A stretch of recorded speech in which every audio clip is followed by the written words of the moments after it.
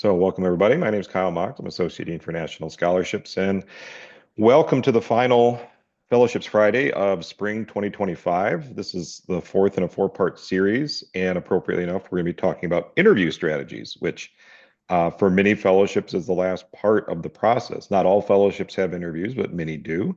And we spend quite a bit of time helping students prepare for interviews. In fact, this time of year, it's half of my calendar of the week is doing practice interviews with students. But joining me today are Dr. Lori Stopp and Katie Salgado. Would you all like to say hello? Hey folks, good to see you. Katie here, also a program manager within ONSA, working primarily with Fulbright and Dot Prize. Hi, folks. I'm Laurie Stuff. I'm faculty mentor and assistant director of Office of National Scholarship Advisement and work primarily on Fulbright and Critical Language Awards. So glad to see you both here today. You guys win the award for best attendance. Yes.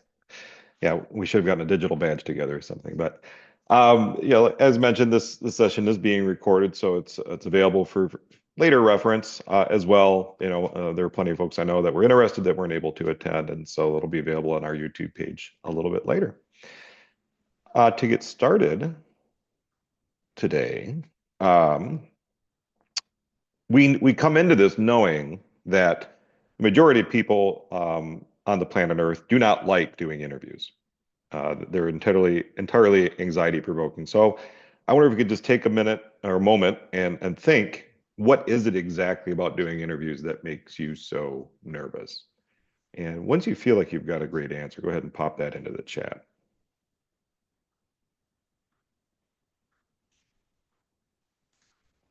I might just pop in just while they're thinking through that in the chat as well. I feel like a lot of times people think interviews are one-on-one, and sometimes they can be, but for a lot of scholarships and fellowships, there are multiple people in a room, and we don't always get the practice of interviewing with four people at once as well. I Mhm. think that that's something that's very nerve-wracking. Absolutely. Yeah, you're being judged with a lot on the line in a short period of time. So there's that contrast between performance anxiety. It's very important. This feels like a make or break. Yeah, my answer is along the same line. I just don't like that feeling of people judging me. It's primarily why I don't like wearing any clothes that have logos on them, um, aside from sporting shirts. But yeah, that's one of the big things. Any other reasons why interviews make us so anxious?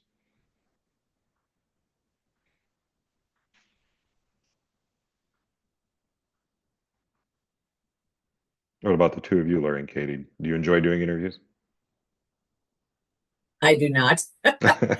Um, in fact, interestingly, when I was first finishing up my graduate program and my mentors were kind enough to set up practice interviews for going on the job market. And one of the things they told me was that I had a physical reaction where my neck would get red and flushed Mm, because I was so nervous. And so one of my advisors told me to wear turtlenecks. all right. Work smarter, not harder. Yeah, I Yeah. think the part that makes it nerve-wracking is the practice part, right? I think if we practiced interviews a lot, we'd be a little bit more desensitized to it. But Mhm. oftentimes they come at towards the end, to your point, when the stakes feel much higher, and we Yeah. don't always get that opportunity to practice. So it feels like going to a tournament without like, I haven't played in a month or even Right. longer than that. Yeah. Yep. And that's a metaphor we use quite often is like uh, scholarship application deadlines are usually quite long, and there's several weeks, if not a couple of months, before they're due, and all of this preparation can be going on. If we were playing a sport, nobody would think, oh, yes, I've got a soccer tournament in 2 months. I don't think I'll play any soccer. I'll just show up and everything should be fine, right? And yeah, so that's one of the big takeaways today is that there's a lot of preparation that goes into it. Part of that preparation is understanding, why do we even do interviews? I know I've had people ask me, why do we even have to do this? This is awkward. It's not great for people that aren't extroverted and all these other things. Well, it's important programs that need to know more than what can be read on the page are going to do interviews because they'd like to see what your communication skills are like. They would like to see what your personality is like. Maybe because that's an important part of their program. Maybe it's a cohort program, and you'd like to think that they would be, a communicative person. They'd like to hear from you on the spot in your own words, like how you articulate your clarity of purpose, alignment with the scholarship mission. 'Cause some people are very good at sitting down for, weeks at a time and putting the perfect sentence together, and other people not so much. And I think somewhere in between is probably what a lot of fellowships are looking for. It also allows you to bring in context to your application, because if you've looked at any fellowship applications, you'll notice that most of the time the word limits are really brief. Could be like 250 words for you to explain your entire career pathway, which is not a lot. So now you have the opportunity to actually expand on that and add some emotional depth to it, right? Oral communication is going to be a lot more emotive. It's going to, connect with your audience much more easily than the written word would. So you have that opportunity as well. And you've got an opportunity to share stories and anecdotes that showcase your leadership, adaptability, whatever else that fellowship is looking for. And it is important to see how somebody can think on the fly, because that's how oftentimes you get a really authentic answer, is, without them thinking through every possible combination and getting a lot of help from other folks. So they are nerve-wracking, but they do serve their purpose.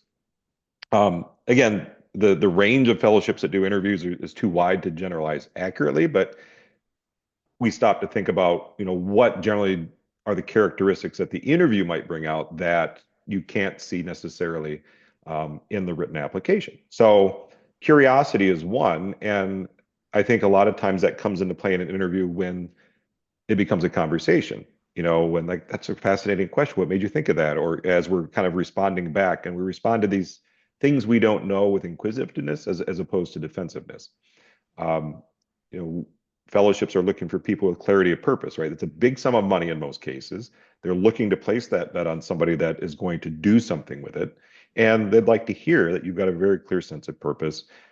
Leaders are often people who can communicate vision, right? And so you can see that in an interview room. It's like, is this somebody that I would follow? Is this somebody that I can see leading a group of people? And that confidence in the room. And as I said, bravery is not being afraid. Bravery is doing what you have to do when you are afraid. And so we understand, interviewers always understand that you're nervous and you're anxious, but yet can you still perform under those conditions? And that comes in hand with resilience. Being able to get through. There are a lot of people that might like to turn and run at the door of that interview room. But can you do hard things? Can you get through things that are uncomfortable and difficult and come out the other side? That's a huge important quality, because a lot of these fellowships are going to be expecting a lot out of you. And again, we talked about communication. So um, we're going to do something a little different today, actually. We're going to be playing true and false throughout this to get a sense of what everyone's preconceived notions are about interviews and what's true and what's a myth and things like that. So our first question, um, as you can see here.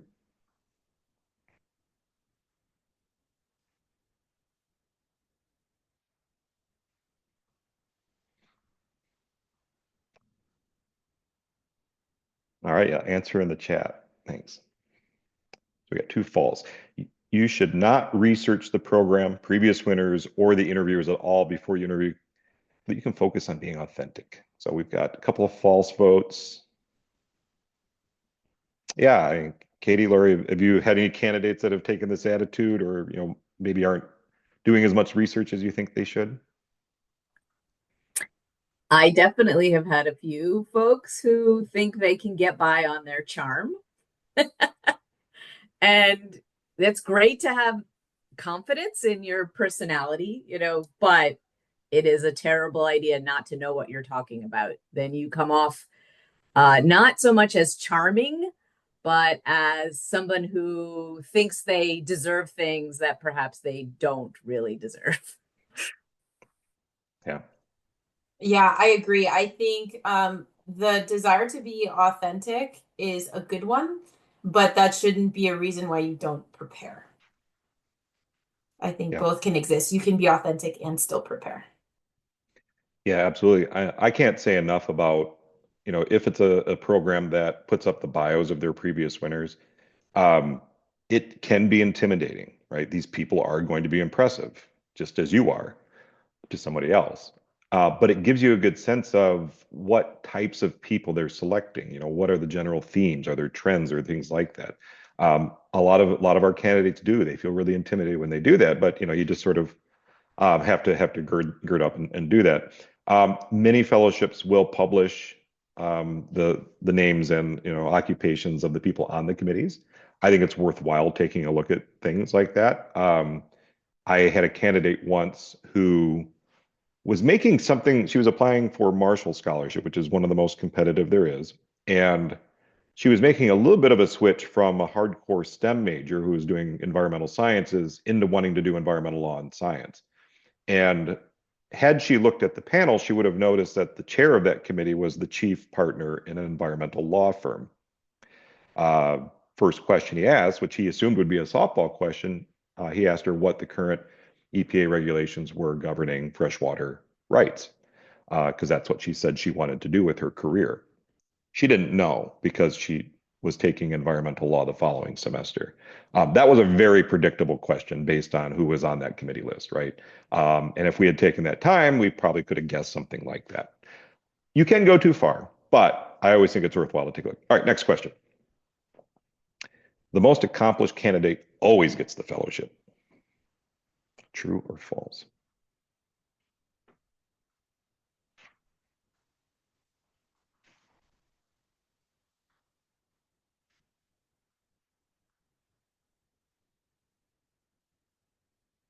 Yeah, let's unpack this one a little bit. We would think merit is merit is merit, right? Like whoever's got the most impressive records, the one that's supposed to get it.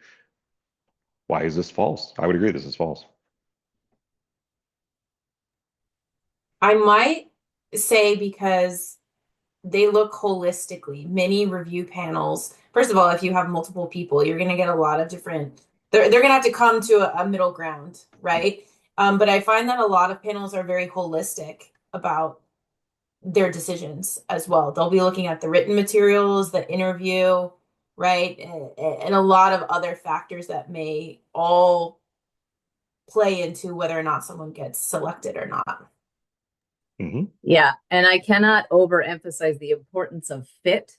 Like you can be an incredibly accomplished person who's done amazing things, the top of your class, research skills up the wazoo, incredible accomplishments, honors, awards. But if you're not doing the thing that the award is particularly geared towards, it really doesn't matter. And if you can't convey that in the interview, how the things you've accomplished are a good fit for that, then unfortunately you're going to fall a little bit flat. Like I see this all the time on the being on search committees for faculty positions where we'll see someone on paper who looks absolutely amazing.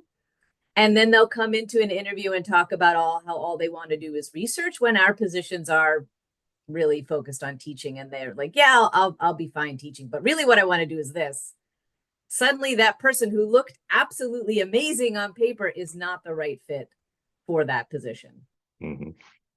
Absolutely. And one of the things to think about too is the storytelling abilities or skills that you develop as you're writing an application, which if you attended our first session and any of our other sessions, I hope that you've learned a little bit about how to use storytelling in a personal statement. That carries over into an interview as well. I mean, as we'll learn in a little bit, there are specific techniques that you can use to convey your story in a compelling way. And so it's not just answering a question. It's not an oral quiz, right? There's no right answer. It's just how can you share your story? All right. Next question. Interviewers hate to hear dead air, so you should start your answer as quickly as possible, even if you aren't sure what your full answer is yet. True or false?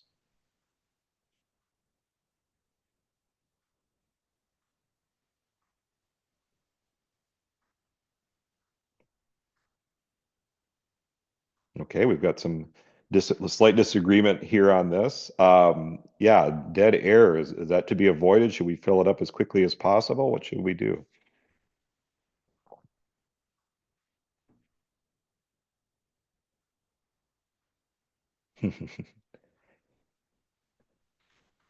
Well, in my experience, this is false. Um, I think I can't think of a time where I've been on an interview panel where anyone ever said, "Boy, I really liked how quickly they answered all the questions."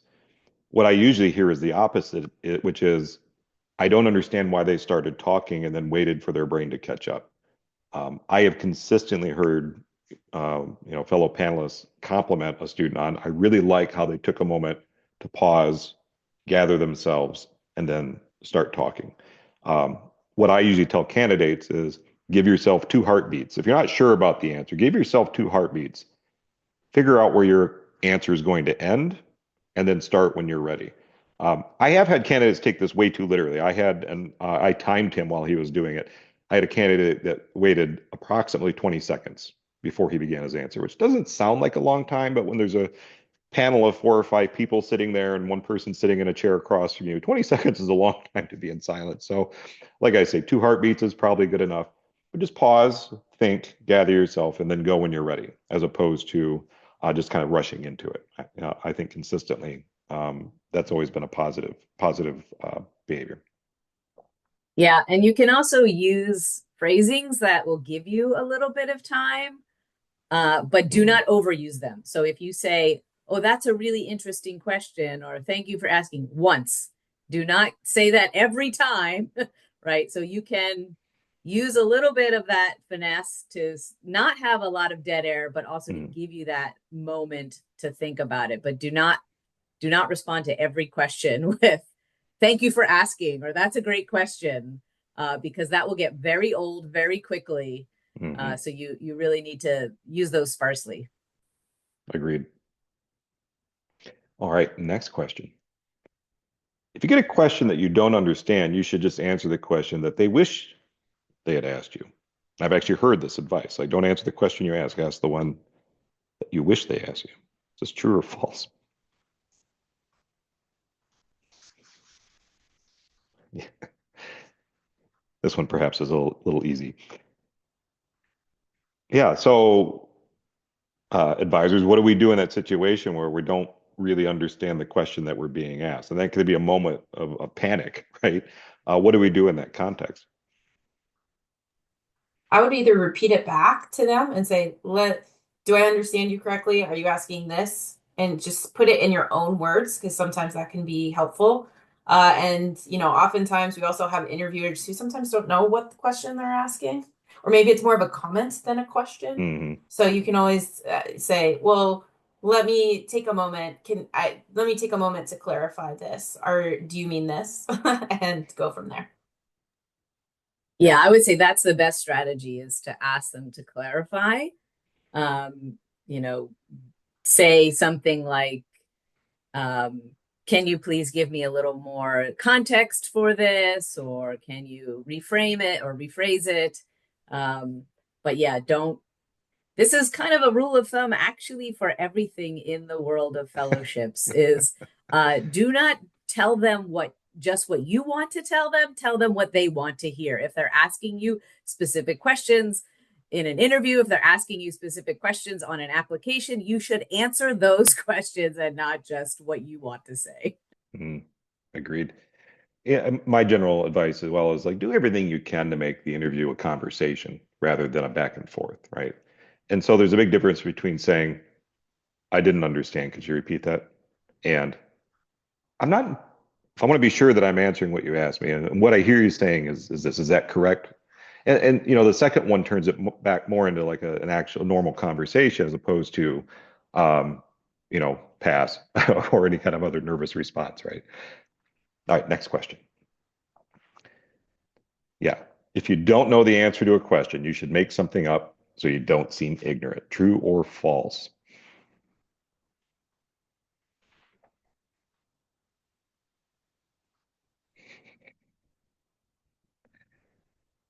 This is kind of like the driver's ed test, right? The answer is pretty obvious for the most part. Every now and then you get a hard one. Um, but yeah, what? Here's another scenario like, okay, we understood the question perfectly well. We just don't have any idea how to answer it, right? What do we do in that context? So this actually happened yesterday in a Truman prep is Hmm. very, you don't see this very often, but sometimes interviewers will ask you a yes or no question or something that does actually come off kind of like an exam, right? So that one of them asked, do you know what Harry Truman, what bill they passed in 1940, whatever, 1960, whatever? And that I think is a very hard question because you could BS your way through that or make an educated guess. I think it's like those are the questions where actually a lot of people do make something up or give their best shot, even if it's not always correct. So I think that this is where in a normal interview, if they're asking open-ended questions, certainly this is an easy answer. But I think there are situations in interviews where this is not an easy answer. Yeah. A true story. When I interviewed for my first fellowships advising job, I was actually faculty at the time and was doing a lot of different job interviews and honestly did not have time to prep for a job that I wasn't entirely sure I even wanted, right? I wanted to stay on the faculty side of things. And one of the questions was entirely predictable. Could you please summarize the application process for the Rhodes Scholarship? I I knew Bill Clinton had been a Rhodes Scholar and that was about it, right? And I actually laughed and I said, you're checking to see if I've done my homework. I have not. And they all laughed. And then I said, but this is how I would go about educating myself, or this is what I would do. And that was a really clarifying moment for me to say, well, you can salvage those answers. First of all, if you're dishonest and say, I got to be honest with you, I don't know much about that as I should. But this is what I would do, right? This is what I would do next. I would go to a supervisor, I would go to a conference, and just to kind of talk your way through how you would educate yourself on that topic, rather than just saying, I don't know, next question, right? Again, always pivoting back to that conversation if you can. And really, like, if you think about it, again, you're going to do your research. You're going to be as prepared as you You should. possibly can be, right? You're going to after this webinar, you're going to do your research because we have stressed that to you. But you cannot possibly anticipate everything No. that will come up in an interview. You can't have a crystal ball, right? You don't. You won't know. And there may be a question that you do not know the answer to. And so pivoting to something like how you would find out the answer, how would you go about approaching a process is a much better way to handle that kind of thing. And also don't freak out, right? Like a lot of times I think interviewees that becomes a moment they sort of shut down, like, oh my gosh, I Mm. didn't know the answer to this, it's over, right? Don't approach it that way. Just again, try to do the best you can, talk about processes, how you would approach getting that information, and then take a deep breath and move on and don't dwell on that moment. Mhm. I've even seen some interview panels that intentionally set up series of increasingly difficult questions on a specific topic to see if the candidate will actually say, I don't know. And I've seen candidates just go down like a drowning man, just refusing to say, I don't know. Um, because they want to see like, well, what's your lateral thinking ability? Like, well, this is how I would learn, or I don't know about that, but I do know about this, and I assume they're related, and just pivoting and thinking critically. All right. True or false, to project confidence, you should quickly give a strong answer and defend it at all costs.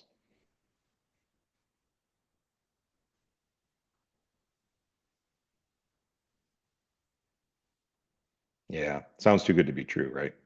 We do want to project confidence. That is true. Um, but what's not working about the second part here? How would we approach this differently in interview advisors? So, one of the things I think is really important to keep in mind as you're doing an interview is that often they are trying to get a sense of who you are as a person. And if you give an answer and you that's just completely kind of confrontational, they're going to think you're a jerk, right? And nobody wants a jerk, right? No matter what the situation is.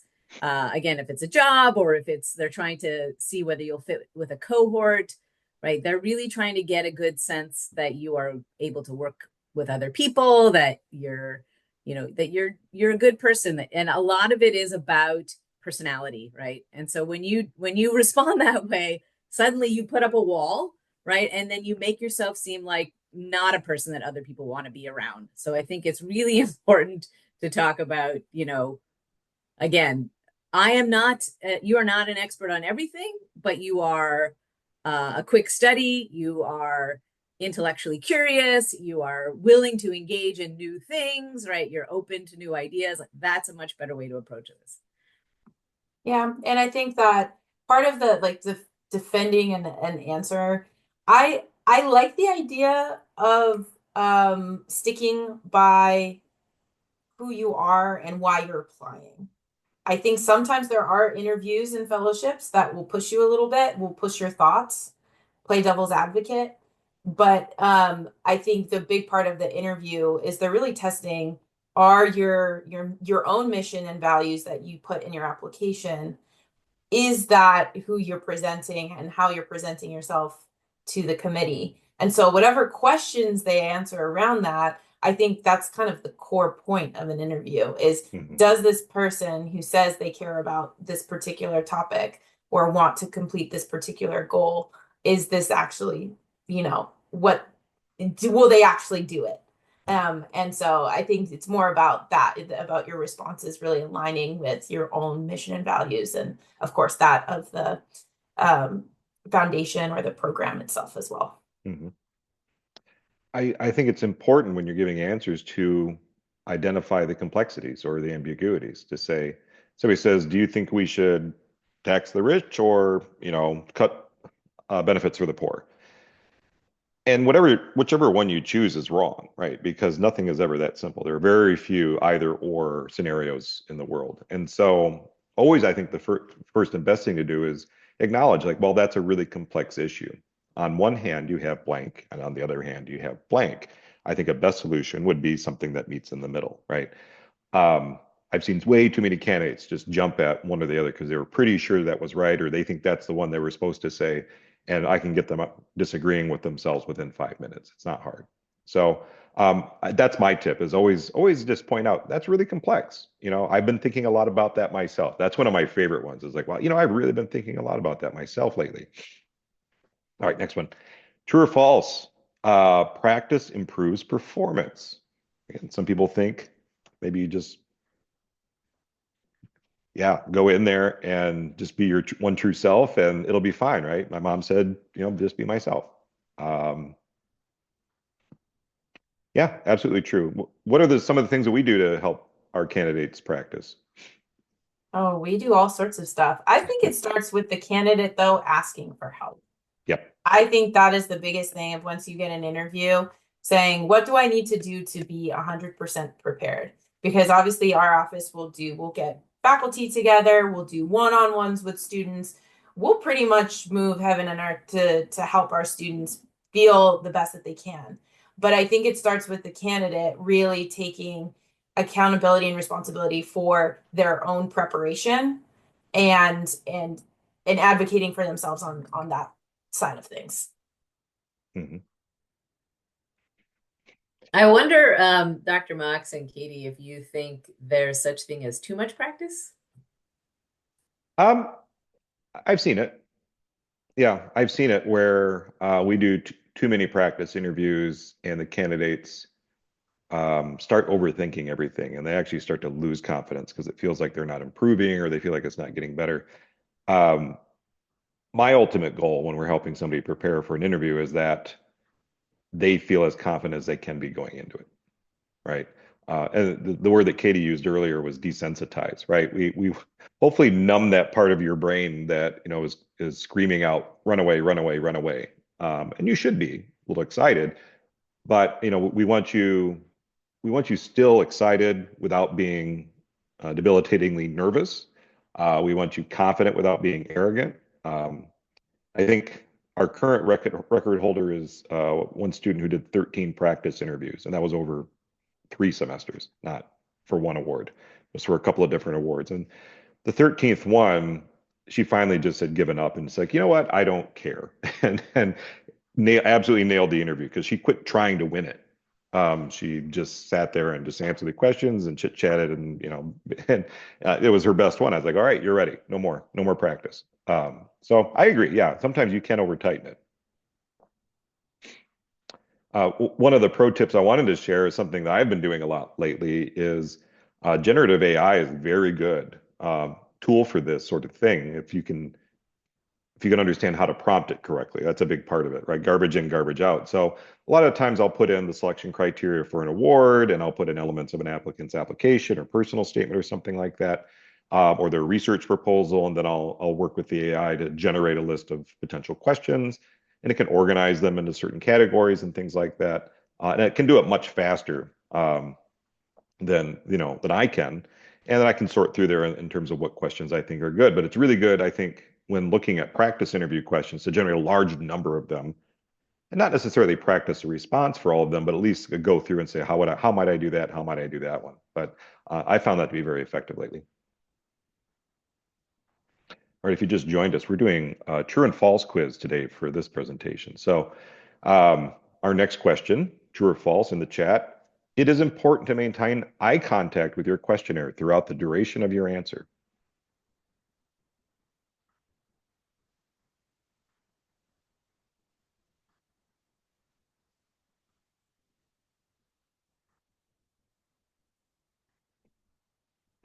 See, this was a tricky one. This was a trickier one because the latter part, throughout the duration of your answer, yes, we've got to read the situation. Unbroken eye contact can be a little scary, right? So I have interviewed candidates who locked in and would not break eye contact while they were answering, which is not what one would normally do in a conversation. Um, the other thing to keep in mind, and again, this would depend on context, is if you're dealing with a panel. So let's say many fellowships have 3 or 4 people sitting on the panel. Obviously you want to respond to the person who asked the question, but you want to share your eye contact with everyone in the room because they make other people feel a little left out if you only look at one person while you're answering. And again, it treats it again like an oral quiz as opposed to a conversation you're having with a group of friends. Uh, One other trick as well, if you're doing Zoom interviews, remember that the eye contact is right here at the camera, not right here where you are on my screen. So if I'm looking directly at Katie on my screen, it looks like I'm not making eye contact with her at all, as opposed to looking directly at the camera. So I hope by now, in 2025, we've all learned this, but still dealing with some candidates that don't simulate eye contact as well as they could. Yeah, that was what I was going to add is that for Zoom interviews, it's really a good idea to have a practice so that you can, if you're not as familiar with that process, to make sure that you're doing that and not like looking down all the time. And it is okay to have like notes and things. So like every now and then to like look down and then look back up again, that's totally fine, right? Mm. But if you're looking down the whole time, that's problematic. And if you're staring at one person the whole time, that's also problematic. Uh, if that makes you more nervous, making that kind of eye contact, 2 of the things you can do to simulate that in person are, depending on the distance you are from them, you can look just over the top of their head. This works really well for large groups. Or if you're in a little more intimate setting, look at the tip of their nose.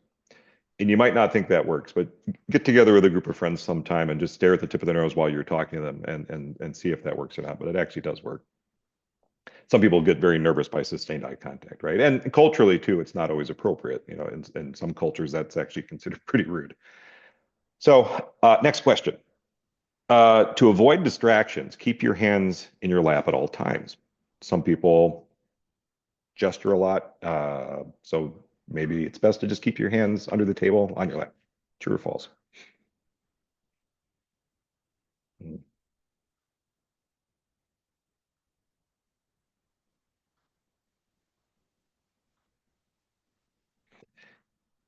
Yeah, this is a little tougher one, right? This is really going to be a depends on you kind of thing. Um, I think it would look strange, like Josh said, if I spent a 30-minute interview without ever moving my hands or arms. That would look a little wooden. But, advisors, we all have very different speech mannerisms. What's your advice on this category? I'm gonna say false for me personally because I use my hands a lot. So that would be inauthentic to just how I communicate in general. And I think it would be very uncomfortable for me if I were in an interview and Hmm. didn't like have my hands pinned. Right. Yeah, I would agree with that 100%. There's many of us who grew up with our cultural kind of surroundings are we talk with our hands a lot. Right? Hmm. And again, if you're trying to convey your authentic self, and that's part of the way that you communicate, then you should be doing that, right? You nobody wants a robot, right? Nobody is interested in an automaton. Hmm. And again, as we've been stressing throughout, the one of the important goals of the interview is to get you to know you as a person. Absolutely true. 80% of communication is nonverbal. I don't know if that statistic is right. I read that somewhere. But um, the big leap that happens, and we've talked about this in our personal statement workshops, is how do we pivot our strategy in terms of storytelling when we go from the written word to oral presentation? And so much of the thought process that goes into making sure you've added the correct emphasis and the correct pacing and the correct tempo and pitch and all these sorts of things that we do in the written word, you do that with nonverbal communication in place. And so much of the emphasis that you put on certain parts of what you're saying depend, and now I'm very self-conscious of what I'm doing with my hands, but come down to our nonverbal communication, the way we hold our face, how we gesture with our hands, how we punctuate things, all of these little things. So what you want to target, and as you work with your peers and your mentors on your practice interviews, is anything that you're doing distracting, right? Are they not paying attention to what you're saying because they're watching you wave your hands around in the air too often? In most cases, not, right? But we've got to identify what things are the distractions and which things are just you being you, which is what we want, right? Because you want to be selected for something, not somebody else.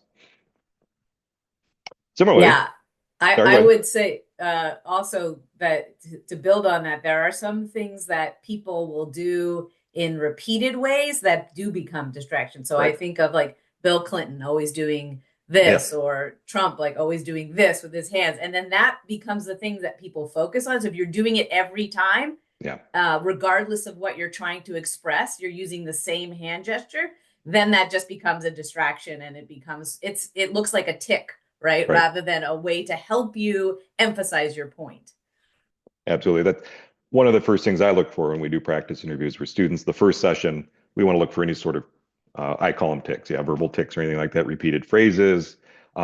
Most common ones are like, and right? And some people use those constantly. And once you become aware of them, you can't stop hearing them, and then I'm not paying attention. So, uh, along the same lines, true or false, first impressions matter. We've all heard this, right? Some might argue this is kind of superficial. But yeah, I mean, this is what human beings are designed to do. Like, is this an ally or is this an enemy? Can I eat this or should I run from this? Right? This is why we're still here on the planet, is our ability to assess friend and foe within a quick time. So as we're thinking about first impressions, what kinds of guidance and tips do we give our candidates and think about how do we make that great first impression?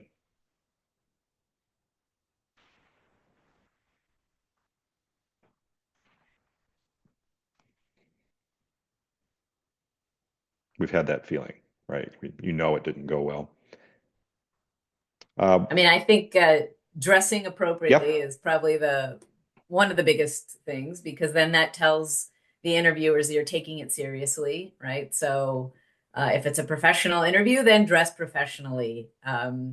If you're not in a surrounding also that conveys that you've taken the time to go to a quiet place, if it's a Zoom interview, if you're in your car, if you're, in a noisy coffee shop, then that's going to convey that you have not taken this seriously, that you have not dedicated the time necessary that to put aside to engage thoughtfully and to really be to lean into this, right? So that's very important. Mhm.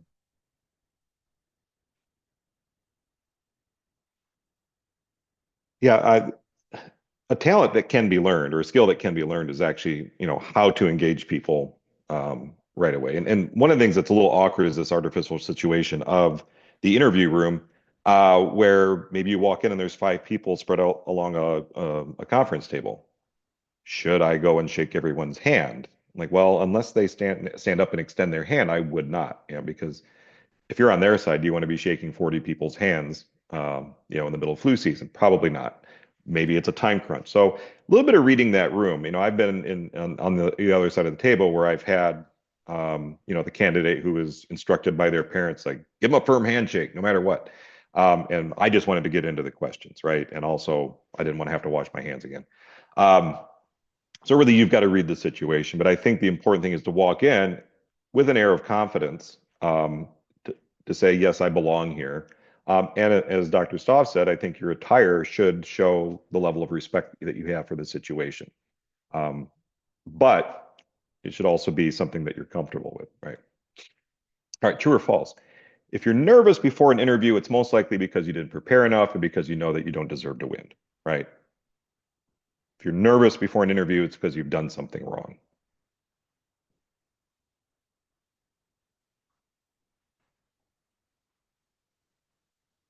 Yeah. So like we started out saying, like, nervousness is part of this, right? Everyone's going to be nervous before an interview. Um, most people are going to be nervous, ought to be nervous for an interview. How can we reframe nervousness? How can we turn this into a positive thing?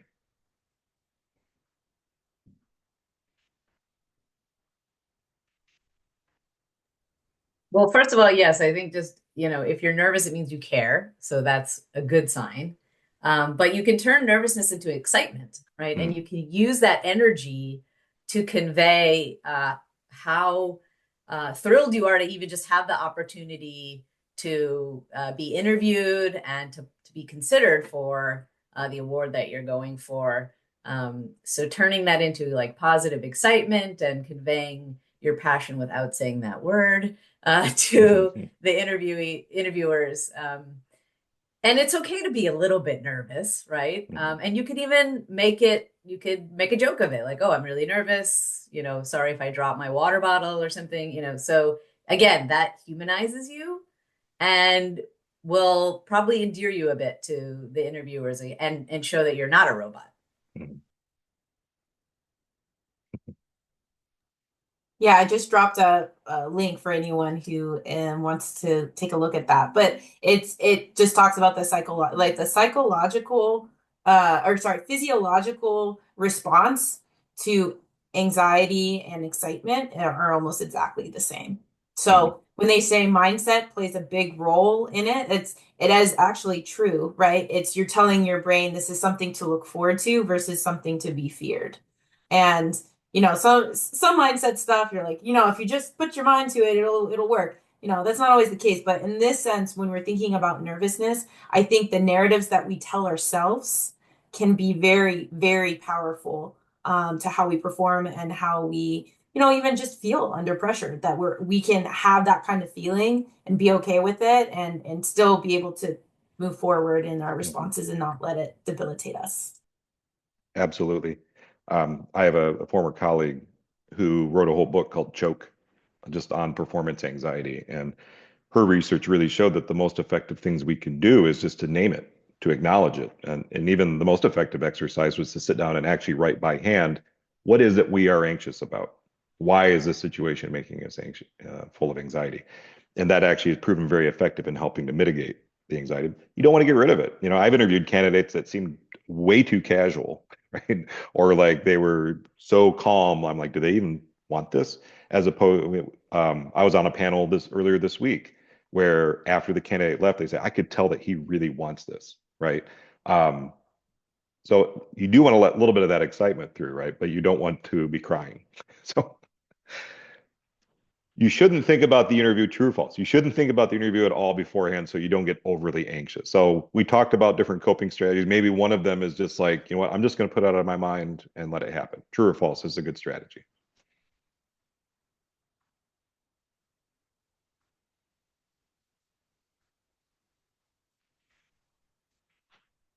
Yeah. We like, I'm a huge fan of visualization, right? Um, I like to actually picture myself in that interview room. Um, watching it in my mind go successfully, thinking about what I'll do in different situations. It's kind of trying to be there before you're there, right? Imagine yourself, map it out where you're walking from where you're parked all the way through the entryway. Like actually visualize all of those things. And a little self-affirmation never hurts either, right? Um, you should think about it, right? Because we want to desensitize ourselves a little bit to it, be prepared, imagine a successful outcome, right? If it works for Cookie, it works for you. We talked a little bit about attire. True or false? It doesn't matter what you wear as long as you're comfortable.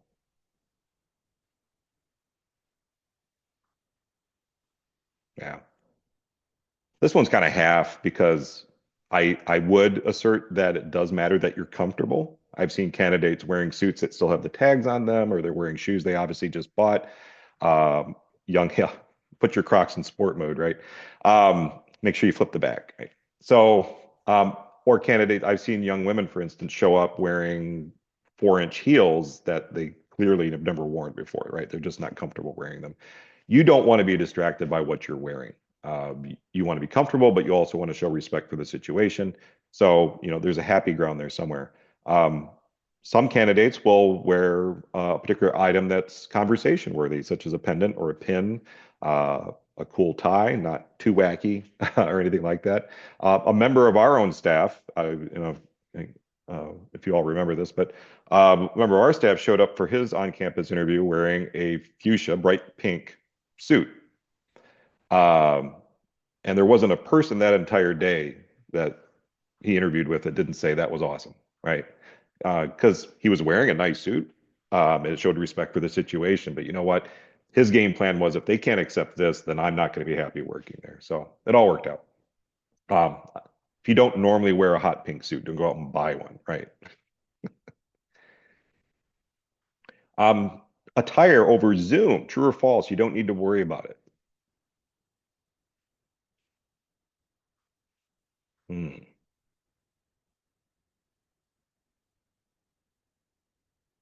yeah. There's a lot of ways this could go south, right?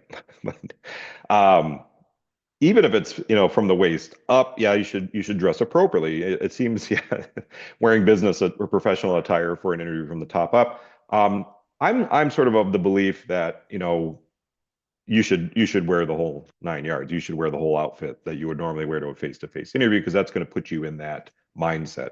It's part of the mental preparation. But yeah, definitely we want to attend to our background, as Dr. Stoff said. We want to attend to our uh, physical presence, and arriving 10 minutes early for your interview will make you seem too eager. You shouldn't arrive early for your interview. True or false?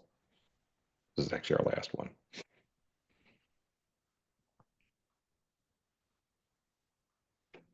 Yeah.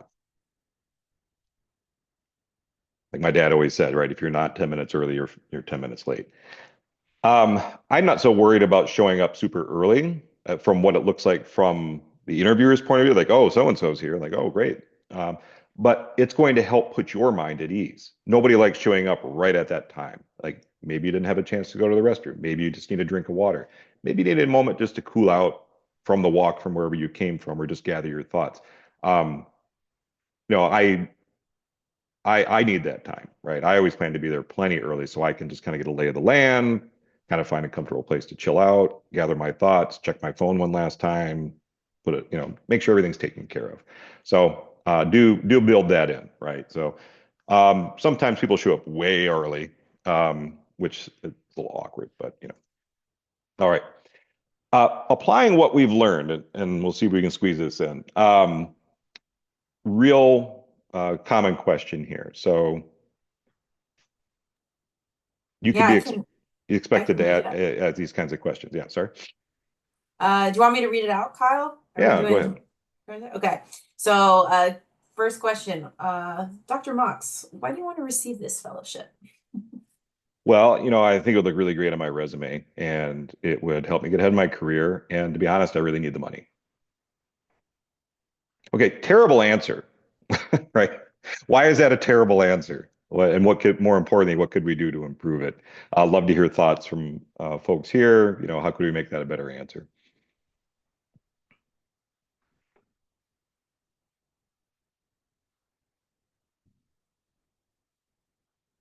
Yeah. Yeah, Josh makes a good point. It's like if every person that applied for a job said, "Well, I'm here because I need money." Well, yeah, that's true of everyone, right? As true as it is. Yeah, good points, man. It should be meaningful, like it should be personal to you. Like, well, I think that this will enable me to pursue my dreams of blank, right? I might also say I didn't get a sense of who you are as a person through that response as well. Yeah, And no I think values. that's the going back to our original thing of an interview is context for your application to give them insight into something that maybe they didn't get from your written materials, and the response didn't give us that. So I Right. think that is these open-ended questions are great for storytelling and giving that personal side of why you're applying. Yeah. And it also doesn't show that you have any appreciation at all for the mission of the fellowship, right? You're like, well, it's fancy and it pays money. Like, and that's you basically saying, I'll take whatever fellowship, as opposed to I want to be a blank scholar because your mission's important to me, right? That's the better territory. One of the strategies that I think works really well for interviews, it's a similar, you might have heard the STAR method. This is one that's a little more complex because and I think it works better for fellowships as opposed to job interviews, where clear, that's a really easy acronym to remember. So you want to frame an answer that establishes context, talks about your leadership, provides some evidence, and so we think about context, whatever they need to know to understand the example that you're about to give. And we want to pivot to examples as often as possible. In terms of leadership, you want to bias towards action, talk about what you did, as opposed to this happened to me. Like, no, I made this happen. Or too often people will say, well, I was lucky enough to have the opportunity to, like, no, tell us what you actually did. And then using concrete evidence data, if a change occurred because of your action, let's highlight that. Analysis and relationship to goals, I think these are actually the key parts because everything before this, what you choose to talk about is kind of irrelevant. So what matters is your thoughtfulness about it, right? So you reflect on what you learned from that experience. And that was the day that I learned I should eat ice cream more slowly, right? Whatever. But the key takeaway from the example that you're given, don't expect them to infer from it. And then, and this is why I think clear works a little bit better for fellowships, is connect that to the goals that you have. So that lesson that I learned from this leadership experience that I had and in that context relates to what I'm trying to do in the following ways, right? And then you're drawing those connections together. It helps explain why you're applying. So, all right, we got time for one or two more practice questions. Okay, Dr. Mox, describe a recent failure and what you learned from it. Honestly, I can't think of any recent failures. I usually try to plan ahead so I can avoid making mistakes. Not a satisfying answer. All right. Why is that not a good answer here? And what can we do to improve it? Well, yeah.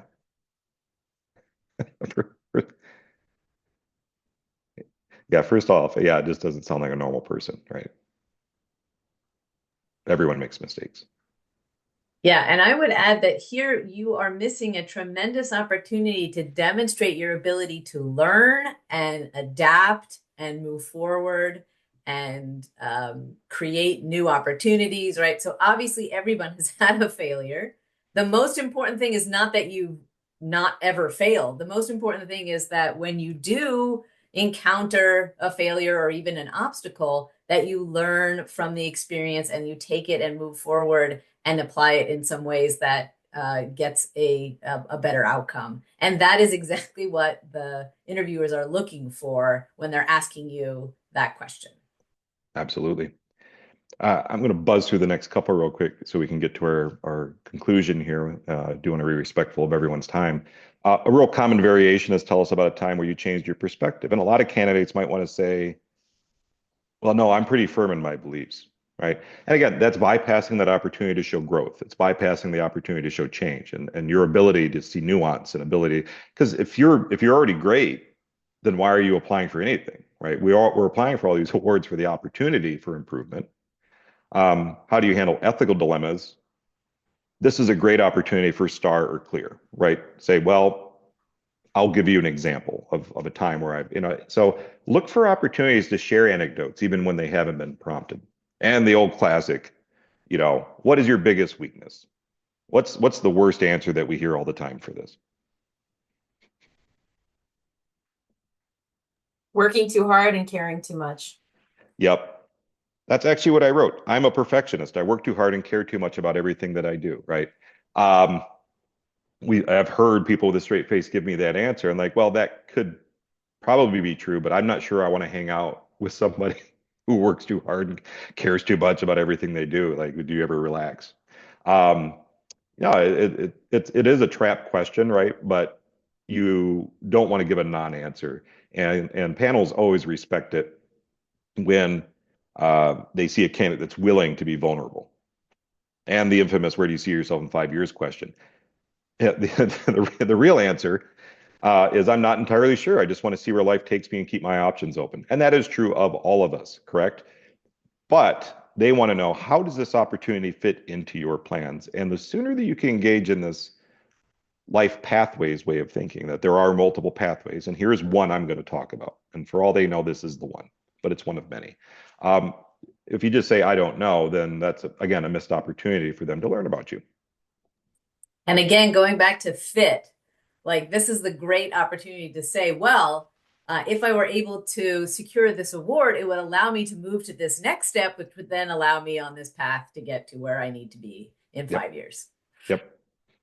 Yeah, it's really easy to come up with the end goal. It's a little more difficult to talk about the steps for getting there. So, if you remember anything from today, you remember that these interviews are an opportunity for you to show your authentic self and that you can and should prepare for them. Like just like any other skill, it can be developed. Nobody's born a great interviewer.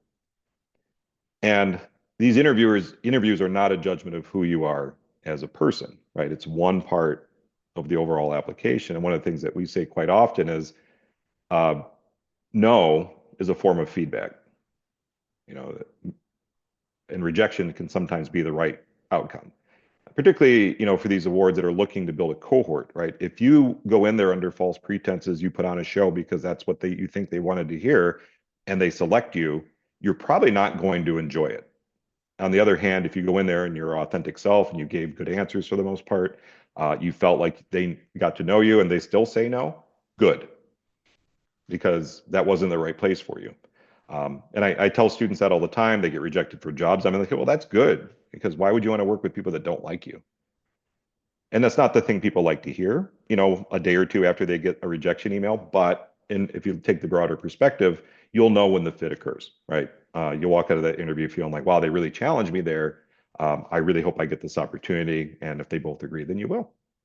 So, Yeah. And I think we often tell candidates that you're going to be doing this thing whether or not you receive this particular fellowship or award. That is the most important part, right? If you intend to go to graduate school, you don't need the roads to go to Oxford. You can do that. And many of our candidates do end up doing that and getting full rides without the support of Rhodes Scholarship. But because they went through the process, they got a full ride from another funding source, right? Or people in public service, you don't get Truman Scholarship, go on and still do amazing things. So I think that's the best thing to think about when you're going to these interviews, is that you will be continuing this amazing work, research, study that you want to do anyways. And this is just a cherry on top for helping you get to your goals. And you guys are all great candidates no matter what. So just prepare and you'll do great. great. Well, I see that we are at time. So thank you to my ONSA colleagues for sharing their wisdom and expertise. Thank you all for taking part in our true and false quiz game today. And hope that you found this useful. And hopefully we'll get a chance to be in a mock interview with you sometime as you prepare for a high stakes, nerve-wracking interview of your own. Have a great day.